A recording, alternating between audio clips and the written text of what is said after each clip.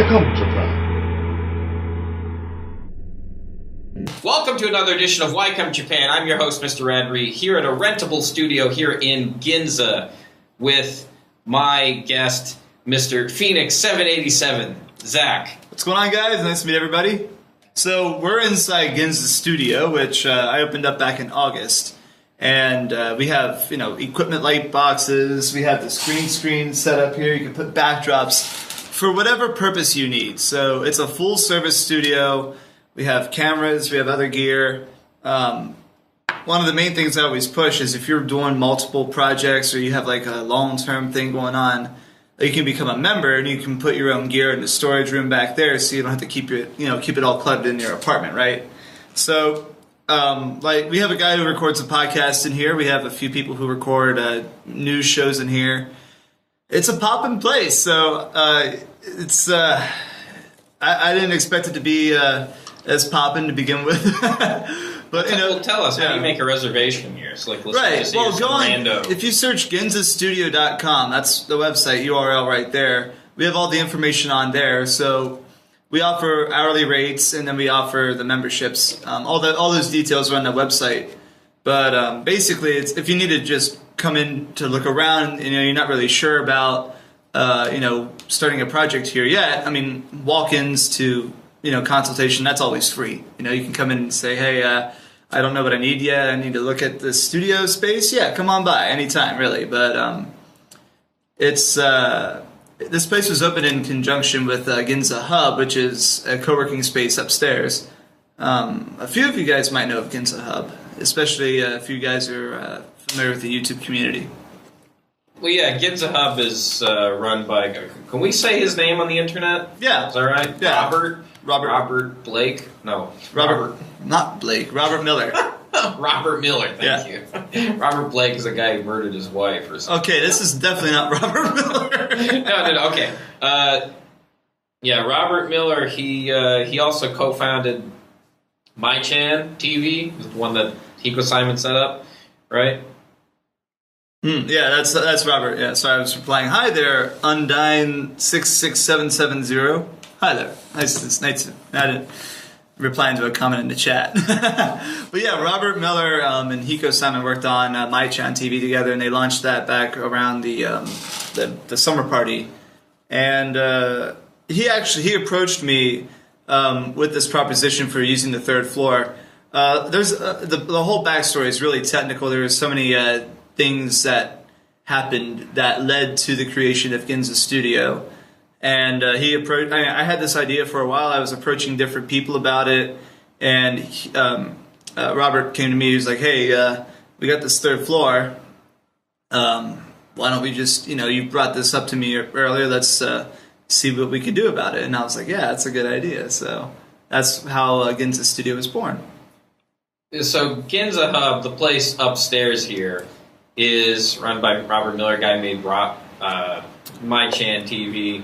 And he rents out this place to Zach to rent out for creatives, because if anybody who is in Tokyo, they know you can't go to YouTube Space anymore for reasons. I'm not sure what those reasons are, but there's some reason. And that was basically the impetus for creating this space was, one of the reasons, how I met Radley to begin with was through the YouTube community. And the YouTube community was indeed bolstered by YouTube from the YouTube space, but for whatever reason they stopped doing those events. And I think the creative community here in Tokyo has suffered from it, or because of it. So that was the reason behind making the studio. Is it?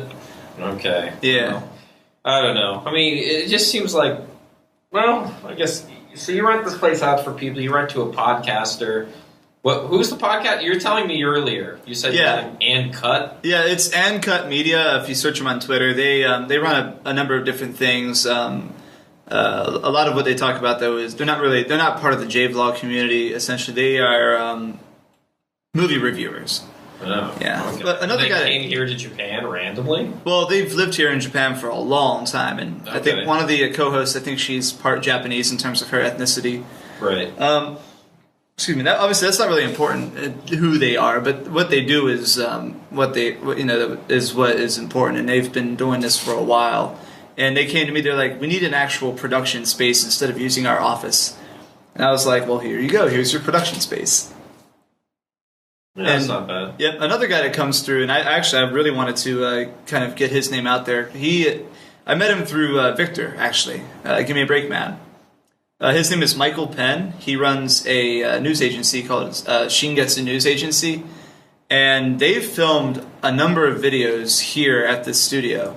I think the series is called What's the Rumpus, okay. And he interviews people here, and that's they were the same thing. They were like, we need an actual place to record, and the YouTube space we can't use.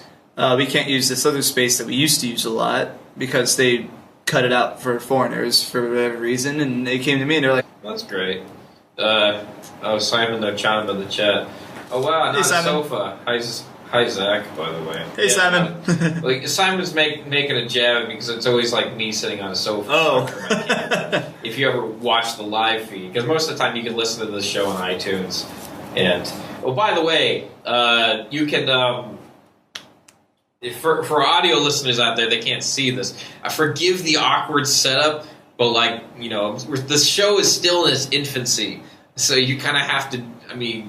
Bear with me. That's all I'm going to say. But it's not a particularly bad setup. We have a couple of soft boxes set up here. We have 4, but one of them's turned off because it's really bright. How big is this area? Could you describe it for us? So if you guys are living in Japan, I can give you sort of a visual reference. If you're familiar with the standard 1K apartment layout, this is about 1.5 times the size of that. So it's really, really wide, basically. I do not know metric system at all. But you've been in Japan how long? Yeah, but it's like when I reference things with my eyes, I'm still thinking feet and inches. Well, then say feet then. Basically, this is like... This is the internet. 30, people can figure it out. It's like 30-something feet by 10 feet, if that. Maybe a little bit bigger.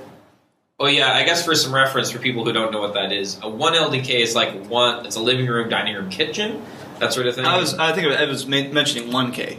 Oh, you said 1K. Yeah. All right. Well, so 1K would basically just be this half of the room. Well, maybe then 2 1Ks because I used to live in a 1K. The 1K was like half the size of the room. Yeah. Well, so if you kind of think about it, we are actually the table that we're sitting on right now. There's like a wall, like a post pillar right here. Actually, the floor below me, it's divided into 2 rooms instead of just 1. So the side that Radley's sitting on, if you live in a 1K apartment, it's like the hallway, bathroom, and whatever, right? And then on this side is the actual 1K area. So that's the reference right there. It's a very spacious area. Right, Simon in the chat saying it's echoey? I don't hear echo at all. I don't know what you're talking about. Anyway, it is a little awkward. This is why, bigger podcasts like Joe Rogan or freaking H3 or something, they have, somebody secretly behind the scenes pressing all the buttons. Going from camera 1 to camera 2. But secret is here, I'm doing all of it. So if you see me keep on moving my hand going like this, that means I'm switching cameras. Yeah, he's borrowing my laptop to switch the camera. I know. I got 2 cameras. Isn't this insane? Hey, check this out. All right. So, back to the interview. Yes. Hey, Vince, your mom. How you doing today? I just turned off my phone. So, I was following along. Okay, so a little background. Zach. Well, I guess put camera on me. So, for a little background, Zach is a alumni of Sophia University here in Tokyo, Japan. Mm-hmm. And I guess a lot of people probably don't know Sophia University, because I went to Temple University, and if you want to watch my whole video series on that, you can. Yeah. I'll link it down below. But Sophia University was only something I... Actually, do you know Hannah Meigs? You remember her? Yeah, she went there, didn't she? Yeah, she went there. I don't think she graduated. But, no, she was. She must have been there well before I was there, because she's almost 30 now, I think. Right? She must be. Yeah. It's hard to believe that she's 30. Anyway, that aside. Yeah, no. Basically, I guess what makes me curious about it is how do you even get into a school like that? Well, it was easy for me because I learned this after I got in there. Part of the whole thing was if I spoke English, then it was a lot easier to get in, especially the department that I was in. So wait, all you needed to do was just speak English? Well, it wasn't. Well, that let me specify that they instead of like a standard test like a lot of the universities have here in Japan, they actually accepted the ACT and SAT scores, and I had very high ACT scores. I don't want to say the exact number because I think that the number the way they do the ACT test has changed since I graduated high school. But at the same time, I was a student at Arizona State University, and I had an academic scholarship at ASU. So when I applied, they actually asked me when I applied to transfer, they actually asked me about those academic scholarships, my ACT scores, and my other, SAT scores, and my transcripts from ASU. So I had good grades at ASU. They weren't like, Konpeki A+ grades. But I just sent all that over there, and I wrote an essay about why I wanted to be a student at Sophia.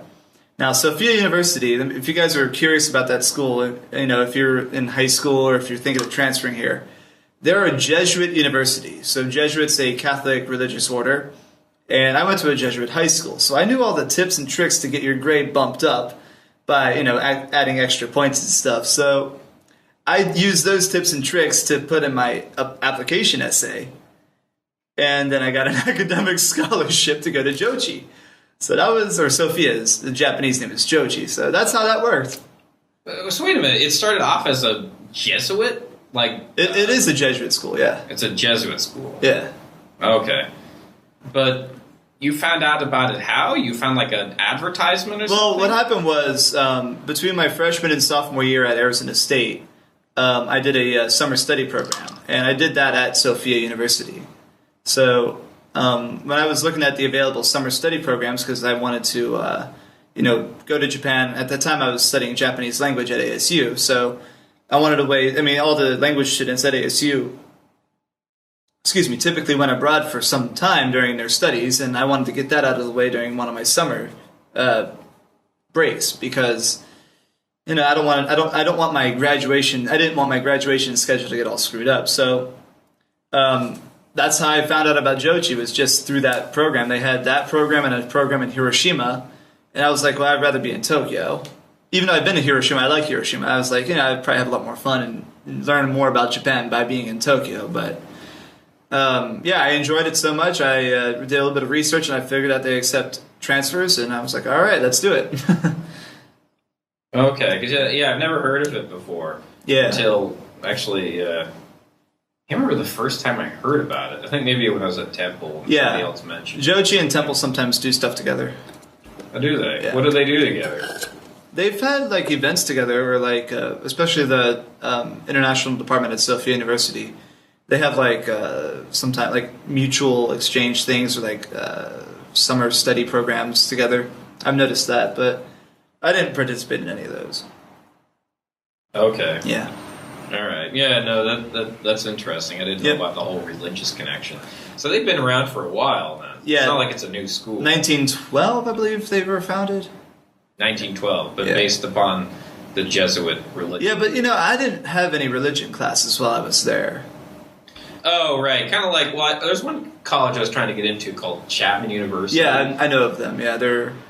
Yeah, and they were like a really Christian college, but that never really was a thing. Right. So if you know of BYU, Brigham Young University, yeah, they are really religious and really strict. Right. So it's nothing like BYU at all. Oh, okay. So if you're in America, you know Xavier University in Cincinnati, Ohio. Mm-hmm. Jochi is basically Xavier University. Yeah. Similar sizes, same religious order. Similar school programs, so that's how that worked out. Okay. Yeah, my basic thing with the whole Sophia University... Well, what is it?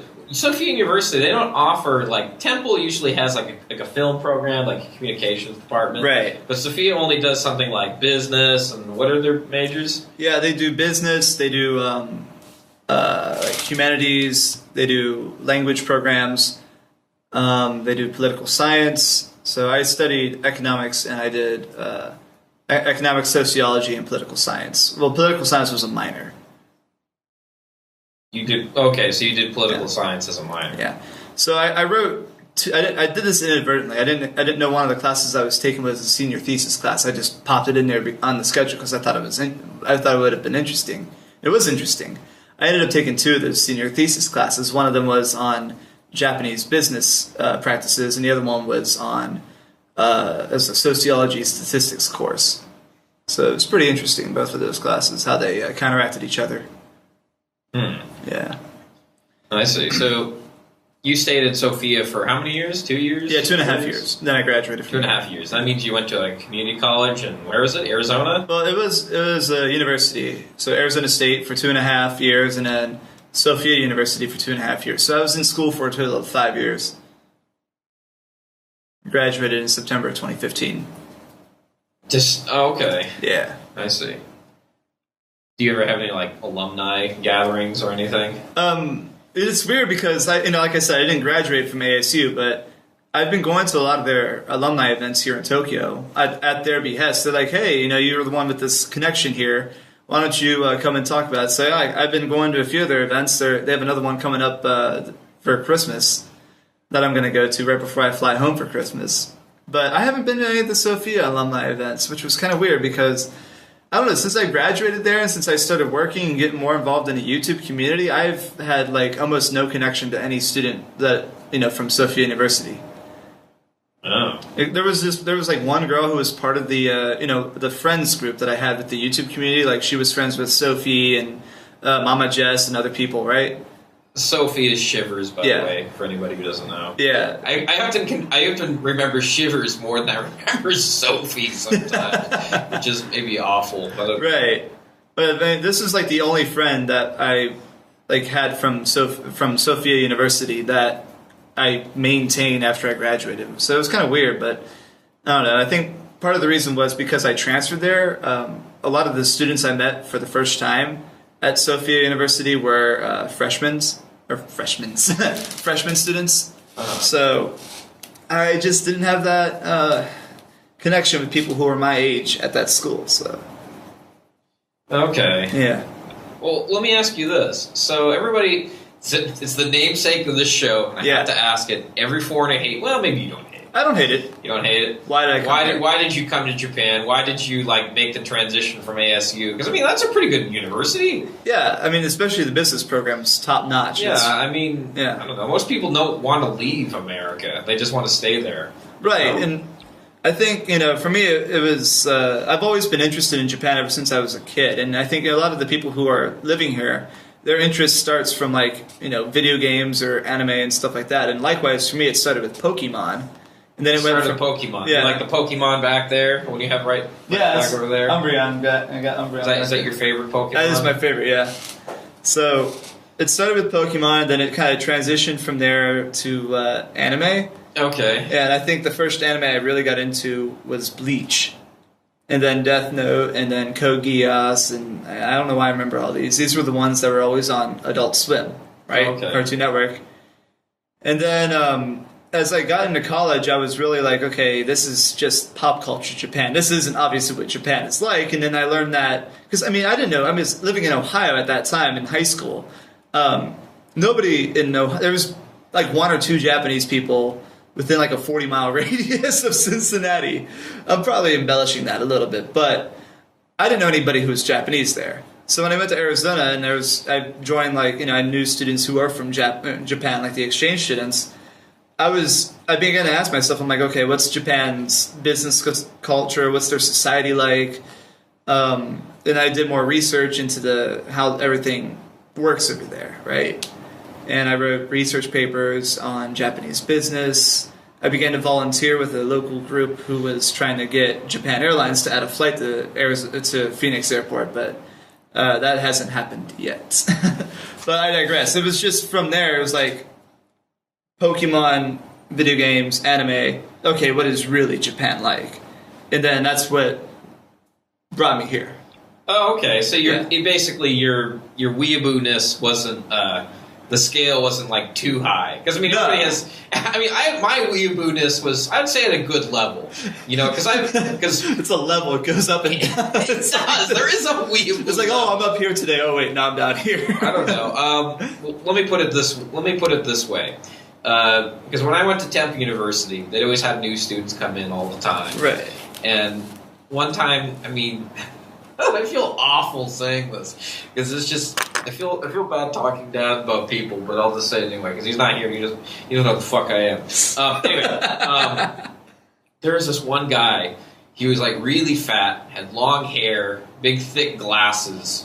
He was balding, and you looked at him. The only thing you could think of is weeaboo. That's the only thing. That's the first word that comes out of your mouth. Like, you don't want to say it. Like, it's like you don't want. Like, you almost like you don't want to say it. Like, it's like a derogatory thing. Right. Oh yeah. People get really pissed off if you call them a weeaboo when they're actually weeaboos.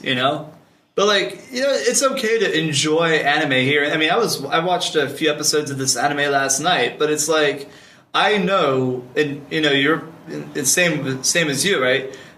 We've lived here for a long time. We know what Japan society is really like. We're not going to go out and act like a bunch of freaking weebs over here, just like spouting anime quotes when we meet somebody, right? Yeah. No.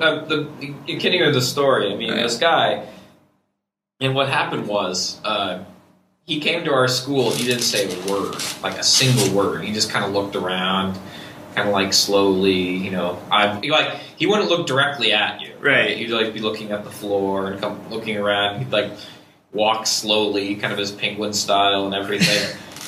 And I remember when we finished orientation at Penn University, the first thing he said was, like, to the OSS service, the Operation of Student Services, OSS.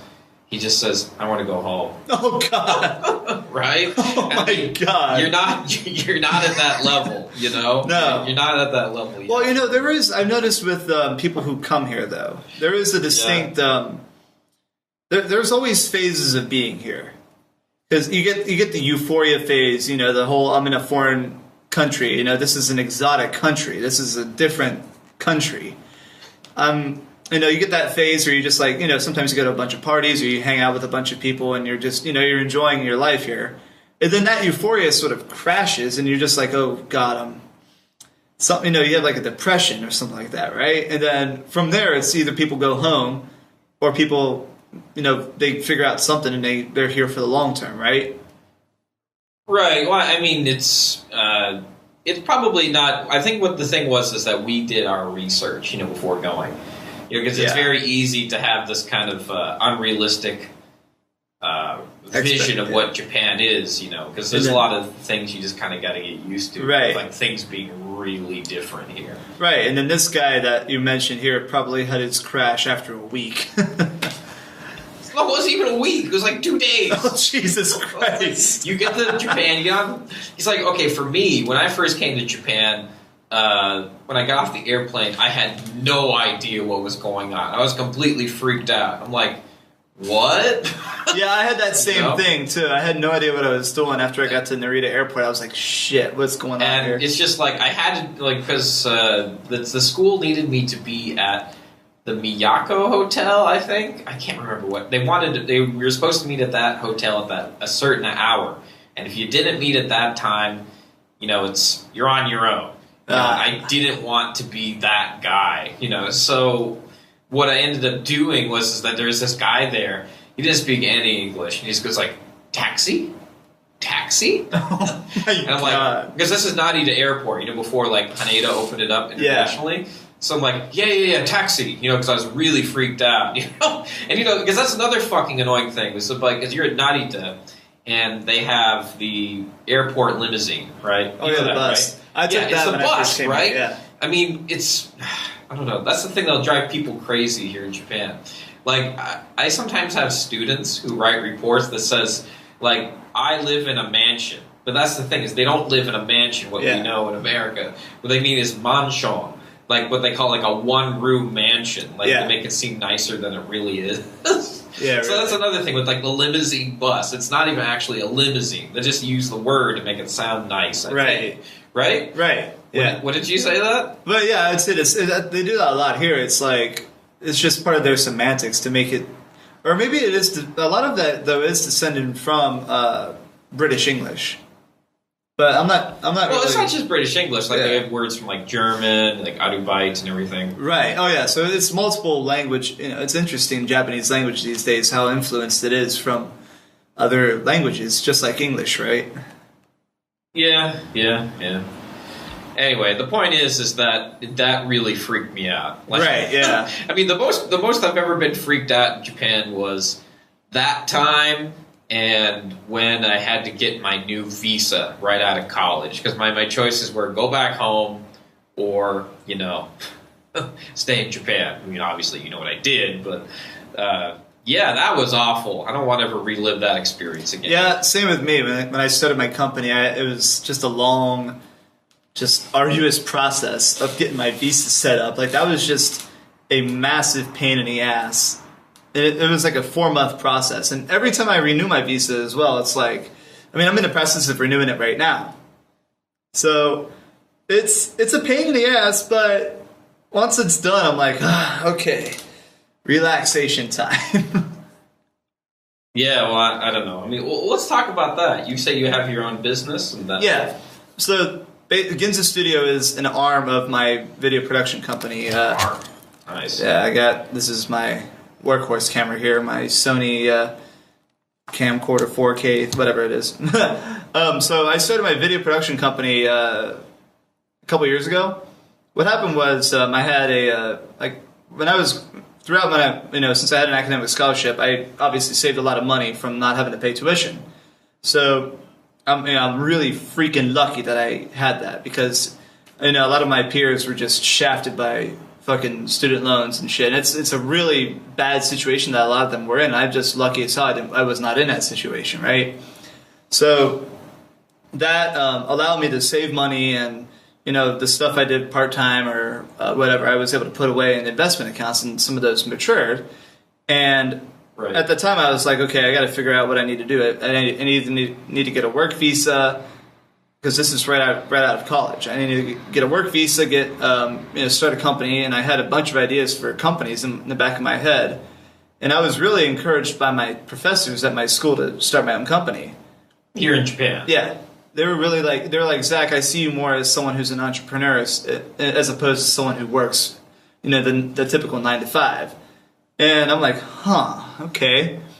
So I ran a few ideas by, a number of people. I was like, the one, that's fucking stammering here, sorry. The one thing a lot of people... Zach. It's fine. Yeah. It's only live, no pressure. Yeah, really. The one thing a lot of people really said to me was, think of the minimum value, what is it? It's called the MVP. Right. So basically it's minimum value product, or not minimum value product. That's a business term, right? Yeah. So it stands for like the simplest thing you could start out with. And I had my camera, had my production software, I had a bunch of other equipment that I could use. I was like, okay, I'll start a film production company. So since I have a lot of experience working with social media, because I was the manager of a few Facebook pages that had like thousands, tens of thousands, 20s of thousands of followers on those pages, I was like, why don't I just start my own company making social media advertisements from there?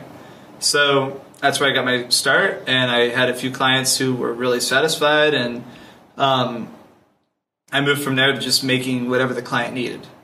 And then I realized at this time I was in my office. I was at one of those Regis offices. It's like a small room.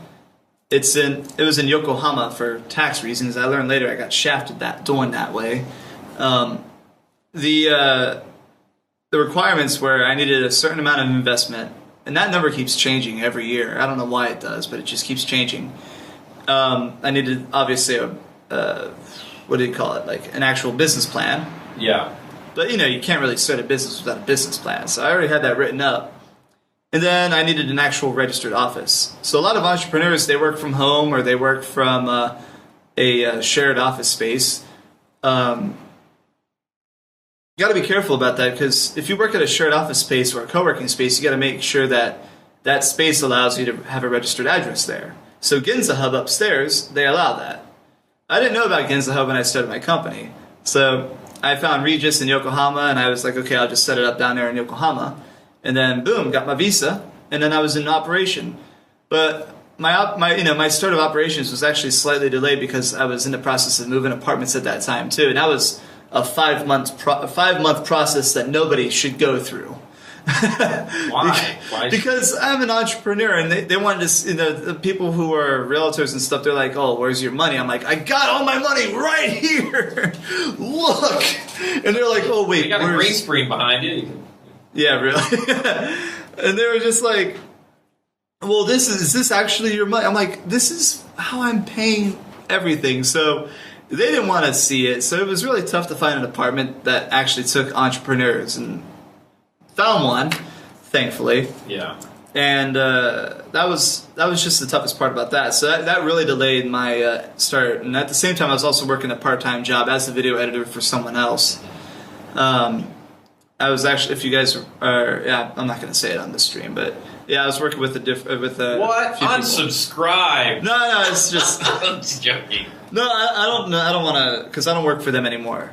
Company? You mean the company you used to work for? Yeah. Oh, I don't work for them anymore. You just want to talk about them. Okay. Yeah. But the idea for starting my film production company was related to what I was doing at that company. They were not a film company; they were an education company. But that was where I got the idea I don't know. for that one. Hey, man! I mean, we all need to make bread, so it only makes sense. Exactly. But yeah, no, I don't know. I mean, well, it seems like this is a relatively. Would you say this is a relatively lucrative thing? Having a small business? Would you recommend this for other people? Having a small space and stuff? If you know what you're doing. Like, one of my friends is trying to start her own company. Because she works in IT. She doesn't want to work for other people. She wants to kind of have the ability to travel around. Because whenever she gets the chance, she travels, basically, this friend of mine. And she was asking me, she was like, what do you want to do? What should I do for a company? I'm like, well, I can't tell you that, because everyone has their own unique set of skills. Everyone has their own background and their education and their training and stuff. Right. So I couldn't tell her what to do, and I've took her to a few investor events and what do you call those, networking events and stuff, and she was. She was a little bit blown away there. She was like, oh my God, I don't know what to do now. But I was like, that's the thing. You take in these ideas, and then you kind of formulate something out of there. Because, like the guy in the comments said, minimum value proposition. You don't want to start something with, just that's way too broad.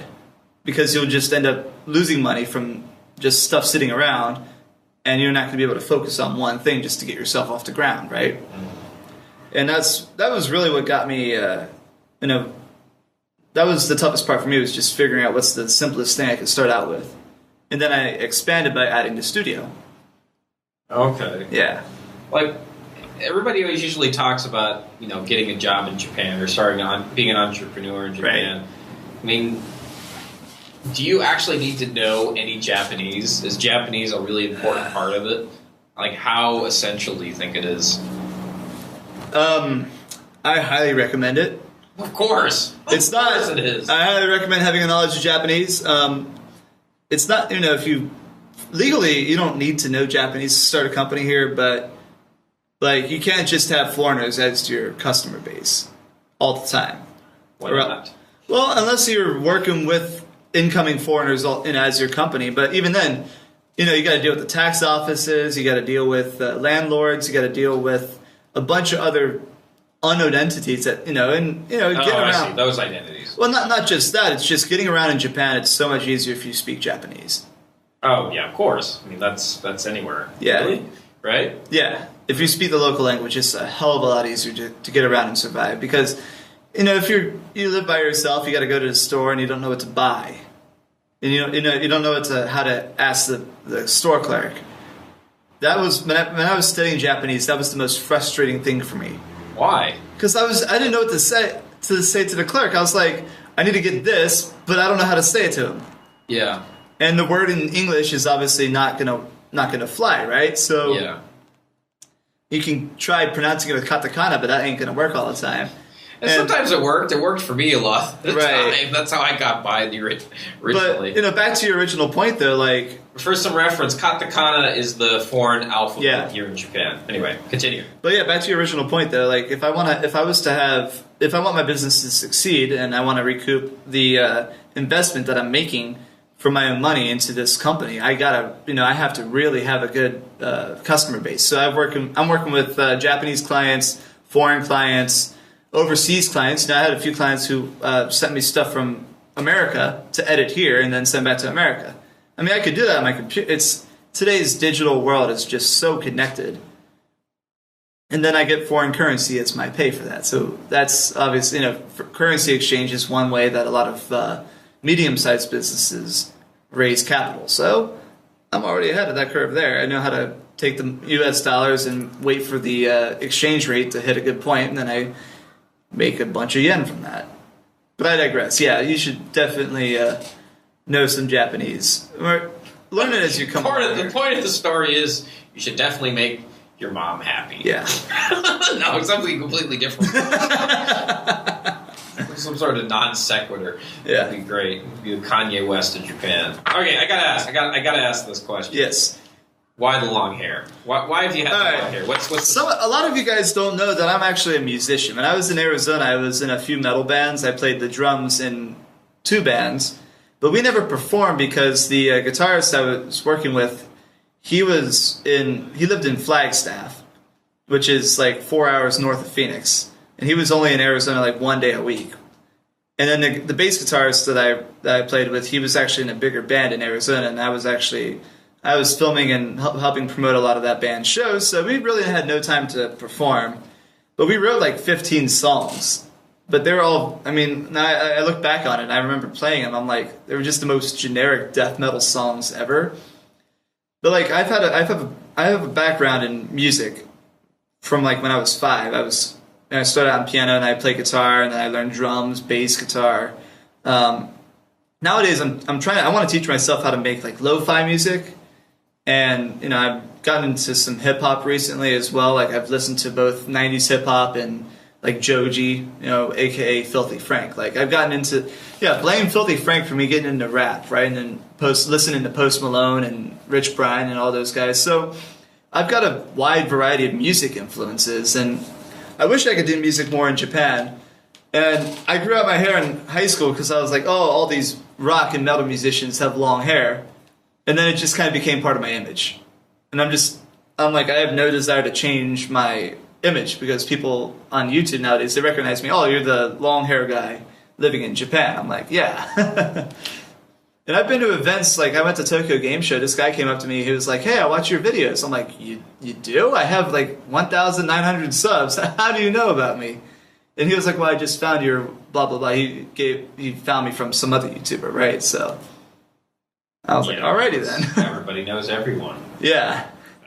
But that's I know a guy who knows a guy who knows a guy who knows a guy. Yeah, and that's kind of how that guy explained how he found my channel. And then he was like, yeah, it's cool to meet you. And I was like, yeah, it kind of blew me away there for a second. I was like, holy shit. And then I was like, how did you recognize me? He was like, your long hair. I'm like, oh, okay.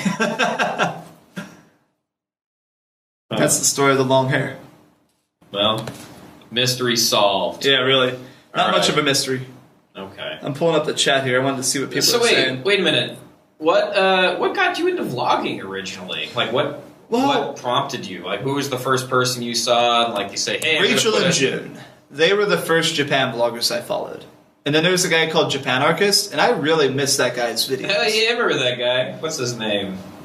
Fuck, Sonny. Sonny, yes. That's his name. Sonny Swinhart. I love that guy. Yeah. Like that guy was one of my, like, both Rachel and June and Japan Archist, I was watching them back in 2011.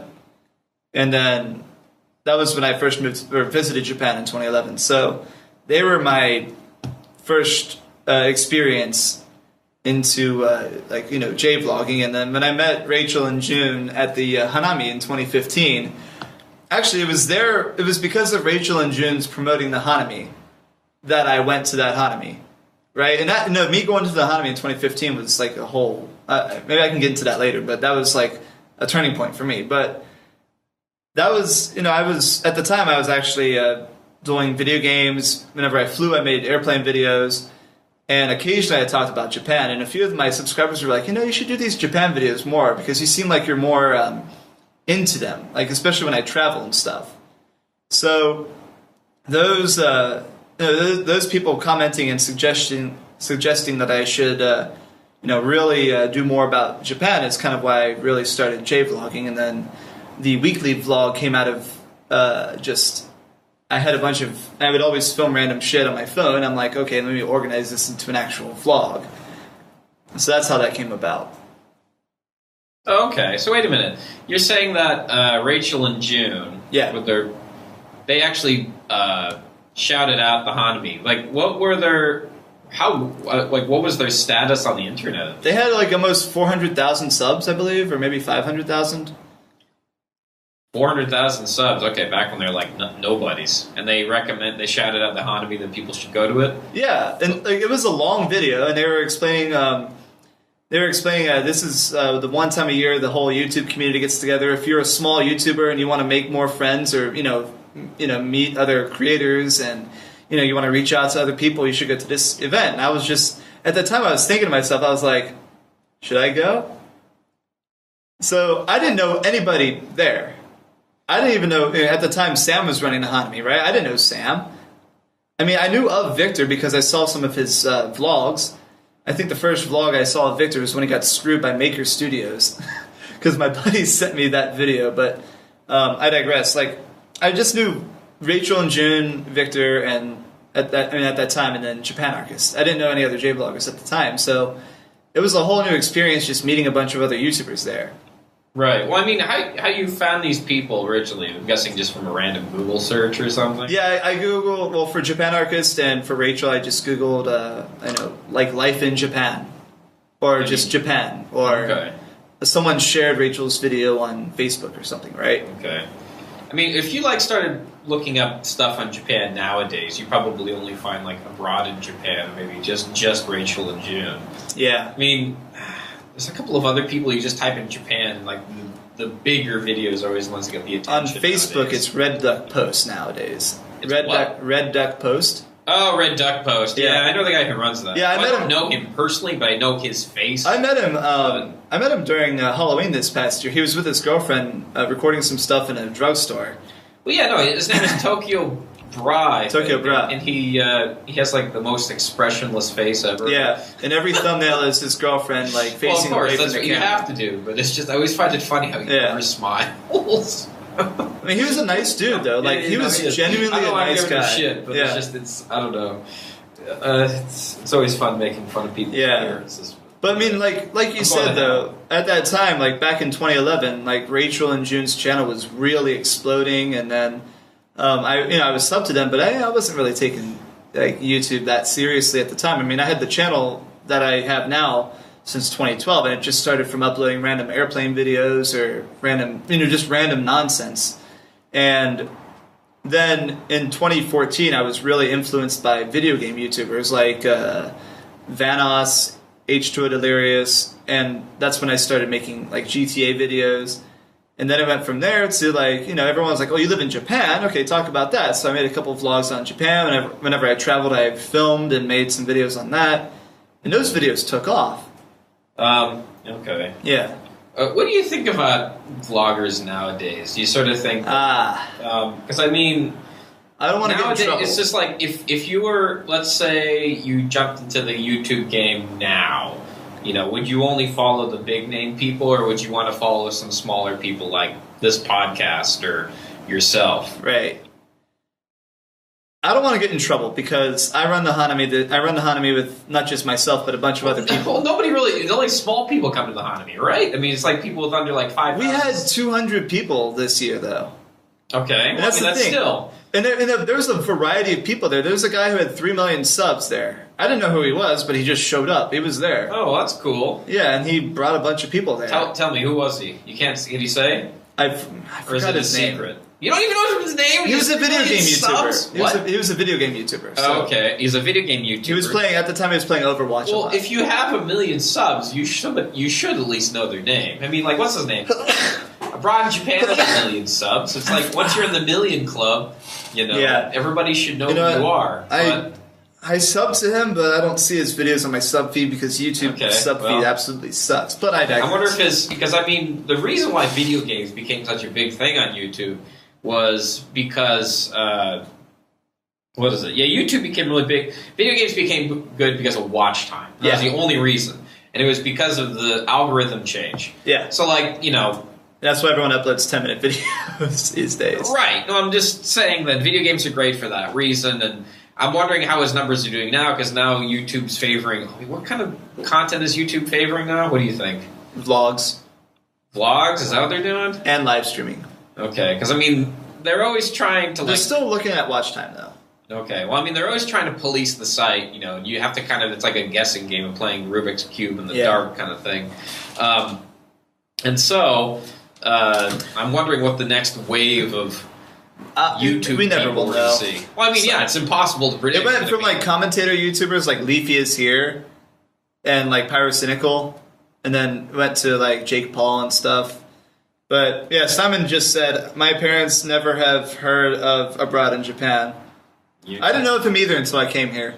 Well, I doubt your parents know about me. Jesus. Yeah. All right. But yeah, I mean. What was I just saying? I mean, I would try to network as much as you can if you're just starting out as a vlogger, especially. Right. Now, the problem I have with the YouTube community here in Japan, this is going to get me in trouble. I don't want to cause drama, but I just have to say it. Do it. This podcast needs more views. All right, fuck it. I'm going to say it right now. All right. The YouTube community in Japan pisses me off. Why? I feel like people care more about just gaining clout and just making their stuff, making themselves, famous without actually doing anything about it. They reach out to people who they think will bump up their views, and then once they get to a certain level, they're like, okay, fuck you guys, I'm going to go to these other famous people who are at my level or something like that, right? Uh-huh. And there's a few YouTubers who I've, in this community, who got to the hanami, who talked to me at the hanami, and that's the only time they talked to me. But before then, especially like 2016 and early last year, there was like a revolving door of people that hung out with me and my core friend group. Uh-huh. My core friend group consists of if you watch my channel, you got Shivers, you got Lisa, you got Grisky. Grisky's just starting out as a YouTuber, and then you have a bunch of other people who are not YouTubers, right? Or maybe they're on Instagram or they're on Twitch. So they would hang out with us, and they would expect us to be consistently making videos. And Shivers she makes her videos whenever she wants to. She has her set series and her set vlogs. I have my vlog that I upload every Wednesday, and I upload occasionally on Friday or Monday, right? Uh-huh. But like other people, people that I hang out with, they upload when they want to upload, and that's perfectly fine. I'm not in charge of your channel, and people should upload when they want to. But we are at this 1,000, 5,000 subscriber level. My core friend group. Maybe I have a couple who are more popular than that, but they don't really hang out that much, and that's their prerogative, right? But people would come in, they would act all like buddy with us, and then they would fuck off. I'm like, okay, I mean, you don't want to hang out again? They're like, well, are you going to film? I'm like, I don't know, maybe. I don't know. I think people just care too much about the vanity of vlogging than actually making content. Yeah, it's definitely changed. I can see the whole vanity part of it has become more of a thing. And because of that, it's a lot of the vlogs I've seen people make, especially J vloggers who are just coming to. It's all cookie cutter. It's the same stuff.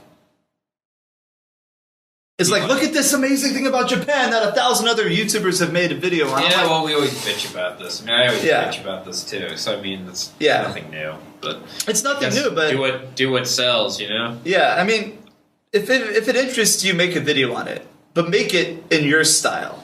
Yeah. I wish that's the problem with the community here, and everyone's like, oh, the J vlogging community is stagnant. Well, let me ask you this. Yeah. What is it you'd like to see that you haven't seen already? More creative people. Well, who's not? Who's? Why would you not say there's not enough creative people? You just Well, like I think people are trying too hard to copy Rachel's style, Charlotte's style, and because they led by example. Really. Yeah, but like I think the main thing I want to see, it's like if I wanted to watch a video that's like Rachel's style video, I'll watch Rachel's channel, right? And then people, they get to a plateau and then they start bitching about how shitty their friends are. And this has happened to me. Like this woman who, like, she's not even in Japan anymore. She gave up on living in Japan. She tried very hard in the community, making videos all the time. And then, like, she got to 10,000 subs, never really passed 10,000 subs. This woman? Yeah. And then she fucked off. She shall remain nameless? Yeah, I don't want to name her. I'm not name dropping people except if I like them. Okay, yeah, that's true. Yeah. Yeah. Because the problem is, it's like people are making the same type of video. I don't want to see that. I want to see people like Grisky, who's making, like, he's making his own series, his own type of video. Yeah, I guess that's what it is that's what people want to see. Yeah. I mean, ones that we're all tired of. Even Tkyosam, like, look at some of his videos recently. They're really well put together, and I don't see anybody making stuff like that. Yeah, no. I mean, I guess it's sort of like how, like, when you go to the movie theater. Yeah. And you see, what's playing? Shrek 6 or this movie called, I don't even know what the name of it is. I'll go with Shrek 6. Yeah. I know what that is. Right. I think that's the problem. It's like once you familiarity. Know, yeah, the familiarity is the problem. It's like, oh, okay, something weird from Japan. Like, gotta watch it. I got my eyeballs. I've got to see it. I gotta see what he does. I gotta see how he opens it. I gotta see how it tastes. I just gotta see it. I gotta push the like button. I gotta do it. So maybe that's what the problem is that people just, I guess, I don't know. Like, I don't go out of my way to push those videos, but I'm reading the comments. Maybe I'm not the normal John Q public, opposed to normal people. What I'd say maybe, I can't believe I'm saying this, normal people want to see about Japan. Well, I think when it comes to vlogging, the key thing is just showcase your life. And you can't just, you can't have your camera like, hey, look at this thing, look at me with this thing anymore. You gotta make it more spicy. Yeah. There's this Australian YouTuber who, he actually made a video where he was making a video making fun of how someone called him the Casey Neistat of flying. Because everyone knows Casey Neistat. He's the, vlogger, extraordinaire, right? Right. This guy he's got 22,000 subs. He's a really nice dude. His name is Stefan Drury. All right, and he flies. He's a private pilot. He flies the Cirrus SR-22 airplane around Australia. And the videos he makes are really freaking good. But it's a vlogging channel, right? But it's not just his aviation channel; it's a vlogging channel, and he does it in his own way. And that's what I want to see. I want to see more of people doing shit in their own way, even if they are, they might be compared to like Casey Neistat or other famous vloggers, Logan Paul people, right? If you're doing it in your own way, then I want to see it. Show me it. That'd be awesome. Yeah. I mean, I don't know. You just got to do what people want to see, I guess, or you got to do what you want to do, and just it always sometimes, because sometimes being a creator on YouTube or just the internet in general, a lot of it kind of feels like a shot in the dark. Yeah. In a way, like sometimes you can really hit things out of the park, like with I know. Like, what's his name? Like Red Letter Media, when they made that 90-minute Star Wars review. Yep. Of course, he got all this popularity for making that. And then that's when he went, Mike Stolaska, I think his name is. And he later made Half in the Bag, where they interview new movies and everything. And they have, like, so I would say it's relatively lucrative. I don't know if that's their main source of income. Right. Maybe they have like a side job or something, or a side hustle. Because, most people who are creative, even like, what is it, the Fairley Brothers? Right. Who made Dumb and Dumber and a bunch of other goofy comedies. Even they had like day jobs, write scripts every now and then. So it's just kind of like, it makes you wonder, how much of what YouTubers do, like, do they have actually day jobs, and what kind of lives they have? I noticed with a lot of the girl vloggers, the female vloggers here in Japan, they hide their boyfriend. Like, they mention their boyfriend, but they're usually known as like hand kun or tripod kun, or kun as in kun, like the honorific in Japanese, right? And I'm like, why hide an aspect of your life? Especially if you're in a long-term relationship with that person. And I don't know, maybe people just I think they create this illusion for themselves. It's, and like you said earlier, it's like, what is their actual life? And that's the problem I have with some vlogging styles. It's like, you're showcasing your life, but is this really your life, right? And people have come up to me, they like talk to me for a while. They're like, you know what, Zach, you're the exact same person you are in person as you are in your videos. And that's what I set out to do. I'm like, I just want to showcase what I'm doing. I'm not trying to, put on some facade and say that I'm some, like posh, regal type of person. I'm just some dude from the Midwest, went to Arizona, and now living here. Right. Well, the thing is that sometimes, like, there are certain parts of my life I don't want to have on the internet. Right, yeah. And that's everybody. Yeah, but a lot of that, it's like sometimes you see these people, like the bigger people, like H3H3 or PewDiePie or like the top tier YouTube people, and they always like say, well, today I'm going to talk about depression and how I'm depressed and how I really don't do these things behind the camera. This is who I really am, right? Yeah, that's. I watched H3H3's recent live stream about how he's been really depressed. And there's so many down thumbs. And they totally earned those down thumbs. Yeah. I love their show. But it's just sort of like, it's like, I don't need to hear about this. And it does feel like it does feel good to talk about it. Right. In terms of, like, being human. But I feel like whenever I upload stuff like this, it always gets a negative reaction. Right. I'm not... Yeah, and if I think about it deep down inside, I don't really want to see it. Right. It's like, what are these people watching my video going to do? Like, how can they help me? They can't. They're just people, right? And I learned that the hard way. I made a video a while ago how I was really depressed about, just something or another, and that video just got tanked. And I realized later, I was like, I didn't need to talk about this shit on YouTube. They don't care, and it's not a bad thing that they don't care. It's just, why did I make this video? I didn't need to, So, I guess it's all about figuring out what you need to do with the platform. All right, so let's switch gears a little bit here. So,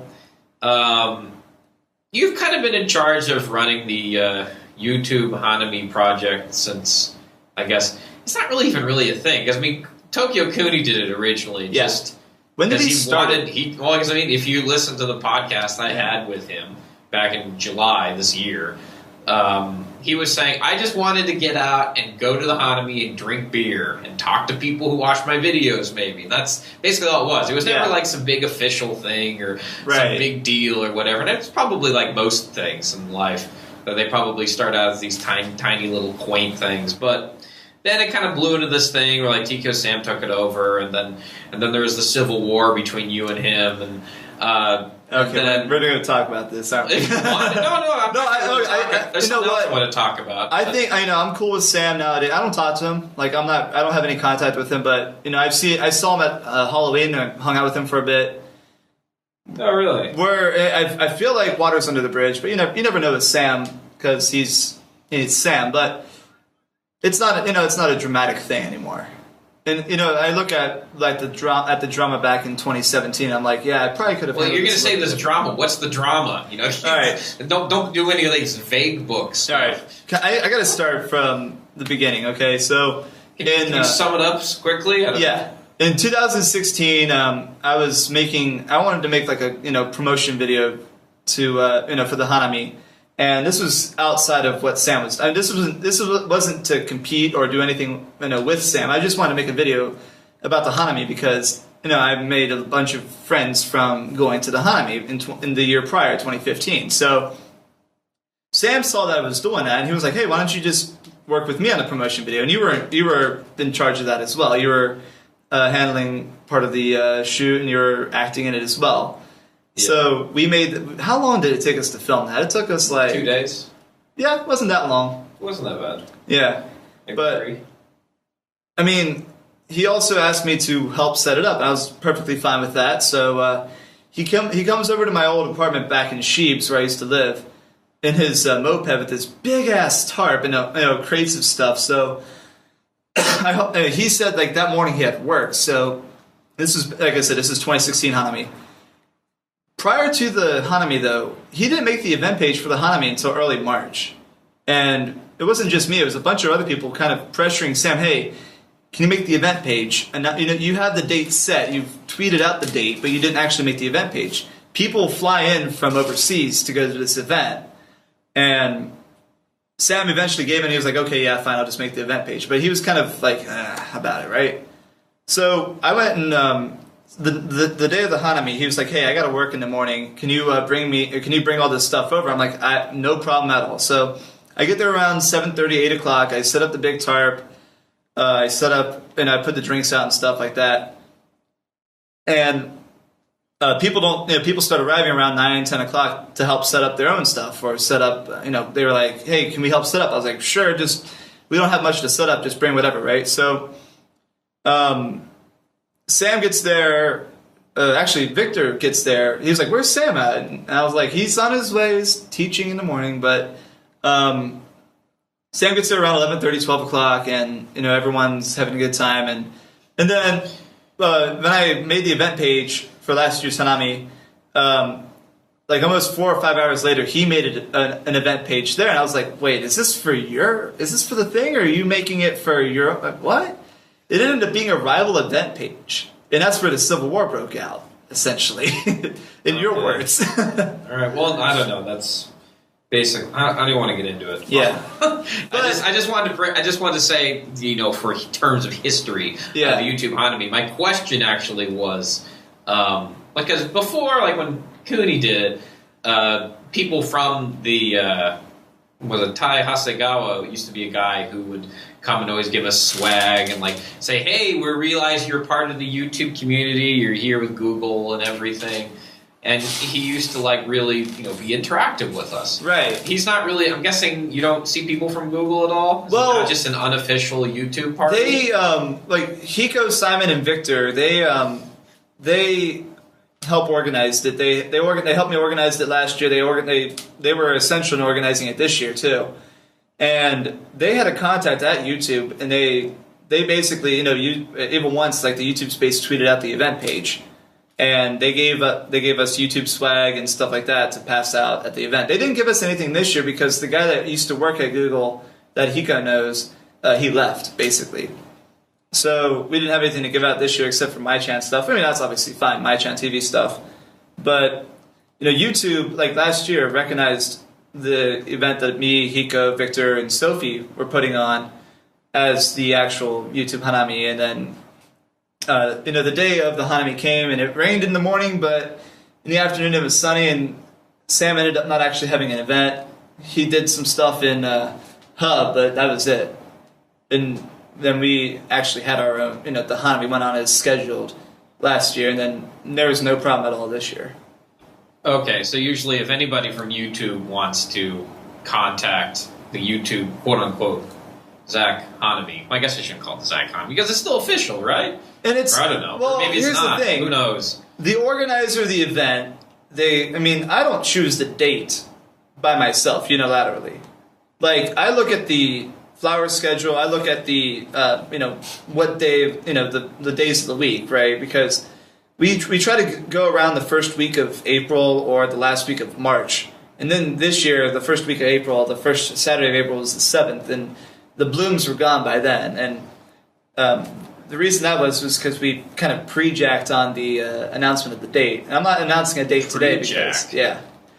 I'm not announcing a date today for the hanami, but we're going to look at kind of when the forecast is released sometime in mid-February. Around that time is when we're going to announce the hanami. I'm going to consult with Victor, Hiko, a bunch of other people who want to help put it on, and then we'll just announce it, and then I'll make the promotion video and get the event set up and buy the big tarp and all that shit, right? Okay. So what can we come to expect for the hanami in the coming years? Well, like you said with Tokyo Kuni, he really just wanted it to be kind of a get-together of, YouTubers. Right. And that's the approach I've taken, because I don't want it to be some sort of thing where we're parading people around as like, look at these almighty YouTubers! And I don't want it to be something that's completely focused on me. All right? I'm just there with the tarp and whatever, right? Yeah. Excuse me, Taco Bell digestion. But I do want it to expand. I do want to have like people performing there, but it's Yoyogi Park. It's crowded as all fuck. Anytime I try to schedule anything there, it's like I got to work around other people's schedules. And in all honesty, I think it's a lot better off with people just want to go there and meet people. They don't want to be kind of hand-led into joining the fun. They want to, especially people who are showing up at the hanami for the first time, they don't know anybody there. I don't want them to be overwhelmed. But I also don't want them, to be feel kind of left out because there's people in like cliques and stuff, right? I want this to be a lot more of a networking event / getting really drunk in the park event. Okay. Yeah. Well, okay, Zach, that's it. I'm out of questions. Your time is up. Oh, Time for you to pull the cane, pull you out. No, I'm joking. No, that should about wrap it up for this podcast. Is there anything you want to say before we go? Yeah, like I said at the beginning of the podcast, if you want to know more about the studio we're recording in, just go to ginzastudio.com. And my channel URL, and as well as my other socials, just it's like youtube.com, twitter.com, instagram.com /PHX787. And that's where I am. So, all right, so yeah, if you want to rent the studio where we're at right now, it costs like around $5,000 an hour. Yeah. Is that right? 5,000 yen an hour. That's like $47, $45 US. Yeah, around there. Yeah, around there. That's per hour. Yep, you get all these soft boxes. You can use the backdrops. And you can use all the equipment you have. Yeah. Okay. Oh yeah. Even this. Do you put all the equipment on your website? Do you have a website you can link me to? Well, ginzastudio.com. Oh, okay, you mean Robert's one from upstairs. Well, that up there is GinzaHub.com. Okay, this is Ginza Studio. Yeah, so Ginza Studio is my website.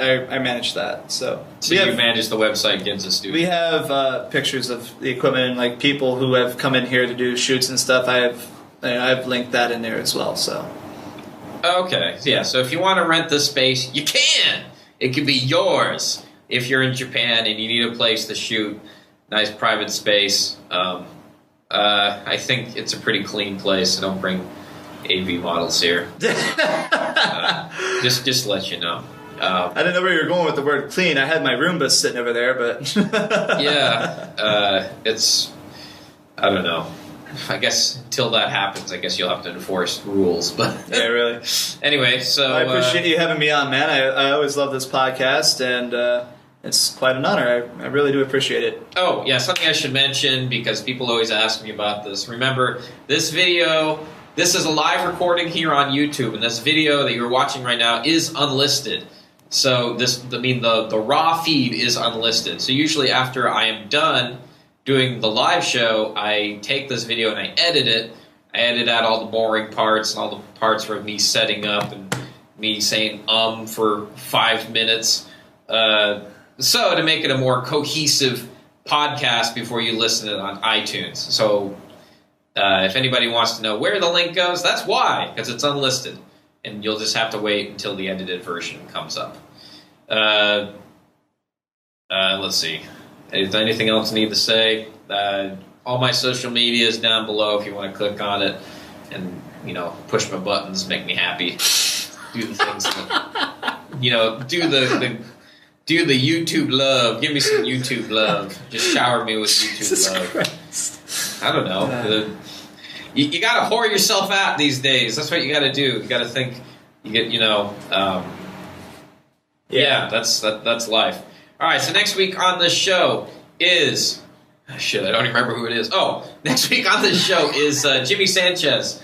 Again, he wanted to be on the show, and I had an opening, so he's our second time guest, and he wanted to talk about his collecting video games in Japan. So anybody who really is interested in collecting video games in Japan, that's a good podcast to join, because we talk about his PlayStation collection and how there's a lot of video games here in Japan that you can't get in the States. Maybe I think even still. Maybe you can get them with patches or something or whatever. But until then, I'm Radrey. And Phoenix. see ya. See you guys.